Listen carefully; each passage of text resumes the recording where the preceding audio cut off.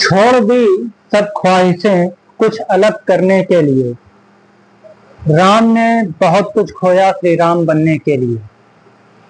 कहने का मतलब ये है कि इस धरती पर जब ईश्वर आए तो ईश्वर को भी संकटों का सामना करना पड़ा, आपको भी संकटों का सामना करना पड़ सकता है। हल सिर्फ एक है, संघर्ष।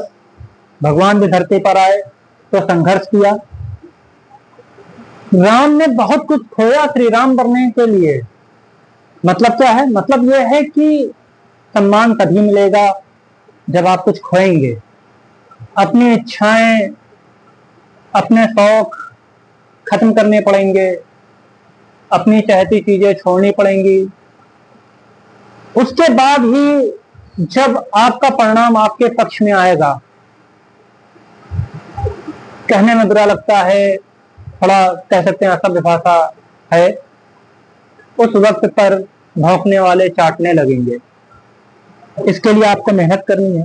चलिए आज का अपना टॉपिक शुरू करते हैं। केमिस्ट्री का पेपर 90% रिएक्शन से भरा रहता है और अगर आप डेली 1-2 रिएक्शन भी करेंगे तो केमिस्ट्री का आधे से ज्यादा पेपर आप सॉल्व कर लेंगे।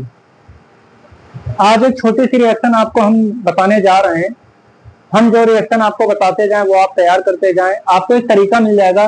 रिएक्शंस लगभग 50 तैयार करने के बाद अपने आप खुद कर सकते हैं। करना सिर्फ ये है कि आपको यौगिकों के नाम और सूत्र याद रखने हैं जिससे कि आप रिएक्शन खुद बना सकें। बहुत ज्यादा रटने की जरूरत नहीं है। चलिए देखते हैं आज के टॉपिक में रिएक्शन क्या है। क्या होता है जब एथिल अल्कोहल के आधिक्य को सांद्र सल्फ्यूरिक अम्ल के साथ 413 केल्विन ताप पर गर्म करते हैं तो क्या होता है? सबसे पहले तो दिया क्या गया है, एथिल अल्कोहल यौगिक है, सूत्र पता होना चाहिए। क्या होता है? C2H5OH ये होता है। अब इसके बाद आधिक्य में मतलब फिर से वही C2H5OH। अब देखिए रिएक्शन करने का तरीका और समझने का तरीका क्या है। OH आप इधर लिख दीजिए, कोई फर्क नहीं पड़ता उससे। OH इधर लिख दिया, आगे लिखने की जगह पहले लिख दीजिए, बाद में लिखने की जगह। उसके बाद गिवन अवे। अब यहाँ पे क्या करना है बता रहे हैं कि इसके साथ है सांद्र सल्फ्यूरिक अम्ल, तो लिख दीजिए यहाँ पर सांद्र सल्फ्यूरिक अम्ल क्या होता है? H2SO4। अब ये याद करने वाली चीज है। साथ में क्या दे रखा है? गर्म करने के लिए कौन सा निशान होता है? डेल्टा का, वो लगा दीजिए। 413 केल्विन ताप है, वो लिख दीजिए। कंप्लीट रिएक्शन में कंप्लीट जानकारी दीजिए। ये हो गया। अब क्या करना है? देखिए इसमें H2O मुक्त होता है तो H2O यहां से मुक्त कर दीजिए। H2O मुक्त हो गया। अब देखिए क्या बचा? C2H5 और देखिए ये तो मुक्त हो गया। फिर अभी ये O बचा, ध्यान दीजिए O। फिर क्या बचा? C2H5। ठीक है, मुक्त क्या हो रहा है साथ में? H2O। अब इतना हो गया, रिएक्शन कंप्लीट हो गई है। आपको नंबर इतने से मिल जाएंगे एग्जाम में। 1 नंबर या 2 नंबर में जो भी पूछा जाएगा आपको नंबर मिल जाएंगे। लेकिन अगर आपको अच्छा प्रभाव डालना है तो क्या करना है? आपको लेबलिंग जरूर करनी है। ये क्या है आप बताइए वहां पर कि ये है क्या? Ethyl alcohol. उसके बाद में ये क्या बन रहा है? ये देखिए C2H5 2 बार है तो उसको लिखिए डाई।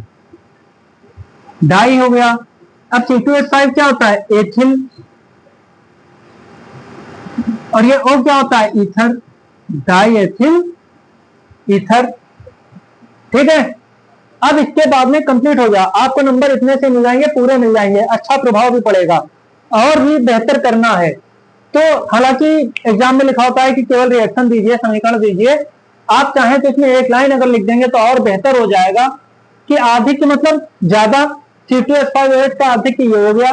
ठीक है, उसके बाद में निर्माण किसका हो रहा है? Die ethyl ether. तो आप लिख सकते हैं कि जब एथिल अल्कोहल क्वेश्चन से देखिए कि आधिक्य को सांद्र सल्फ्यूरिक अम्ल के साथ गर्म करते हैं तो जब आप आंसर लिखेंगे तो क्या होता है नहीं लिखेंगे, इसे में आगे बढ़ा दिया। क्या होता है नहीं लिखेंगे, आंसर में आगे क्या बढ़ा रहे हैं? क्या बन रहा है? डाई एथिल ईथर प्राप्त होता है।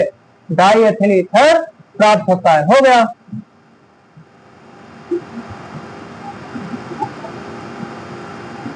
अब यहां पर एक चीज समझनी है कि C2H5OH को ऐसे क्यों लिखा गया। लिख वैसे भी सकते हैं, कोई दिक्कत नहीं है, वैसे भी लिख सकते हैं। कैसे, देख लीजिए, C2H5OH प्लस C2H5OH सांद्र क्या था, H2SO4, और गर्म कर रहे हैं कितना, 413 केल्विन ताप पर। ठीक है, हो गया। अब देखिए H2O केवल मुक्त कर दीजिए, तो ये वाला H ले लीजिए और ये OH ले लीजिए, H2O मुक्त हो गया। बस क्या रहा है, C2H5O और C2H5। ऐसे भी कर सकते हैं, समझाने के लिए ये भी तरीका ज्यादा अच्छा है कि एग्जाम में ऐसे करेंगे तब भी अच्छा है, ऐसे करेंगे तब भी अच्छा है, जो भी